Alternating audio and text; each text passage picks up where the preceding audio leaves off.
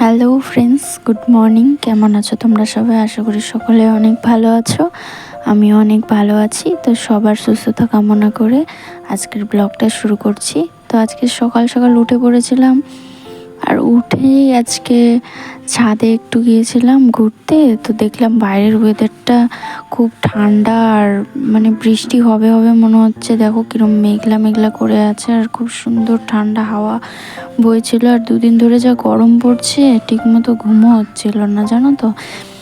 তো আজকে সকাল সকাল উঠে ছাদে ঘুরতে গিয়ে দেখি যে খুব সুন্দর ওয়েদার। তো তাই তোমাদের সাথে শেয়ার করলাম। আর এই দেখো আমি এখন নিচে চলে যাব। তো নিচে যাওয়ার পথে দেখো আমাদের সিঁড়ির সামনে ফুলের গাছগুলো লাগিয়েছিল আমার শাশুড়ি মা। তো এই ফুলগুলো কড়ি হয়েছে, একটু পরেই ফুটে যাবে। সঙ্গে এই গাছগুলো লাগিয়েছিল, তো উনি এই গাছগুলোর যত্ন করেন। তো নিচে যাওয়ার পর আমি চান টান সেরে নিলাম, বাড়ির যা যা কাজ কাম থাকে, বাসি কাজ যা। আর দেখো আমাদের বাড়িতে ছোট্ট অতিথি এসেছিলো একটা সকাল সকাল। তো ছোট্ট অতিথি আর আমার মেয়ে দুজনে মিলে একটু খেলাধুলো করে নিল, আর ওরা এদিকে খেলতে থাকুক, আর আমি চলে গেলাম সোজা রান্নাঘরে।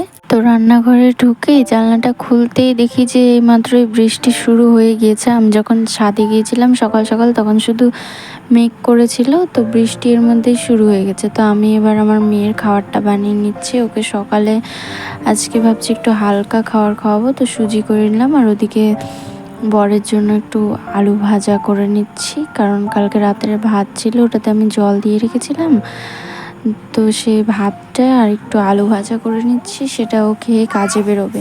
আর কি বলো তো, ওরা দুজন যদি 8:30টার মধ্যে খাবার দাবার খেয়ে নেয় না, তাহলে মনে হয় যে আমার অনেক বড় একটা কাজ শেষ হয়ে গেল। তো দেখো আলু ভাজাটা হয়ে আলু ভাজা দেওয়ার জন্য আমি পেঁয়াজ কেটে রেখেছিলাম, ওগুলো এখন দিয়ে নিলাম। তো যেটুকুটা আর ভাজা হওয়া বাকি আছে ওর মধ্যে পেঁয়াজগুলো ভাজা হয়ে যাবে।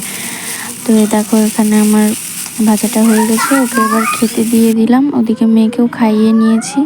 তো ভিডিওটা আজকে এখানেই শেষ করছি। আশা করি তোমাদের ভালো লেগেছে, আর ভালো লাগলে অবশ্যই like, comment, share and subscribe করে দিও।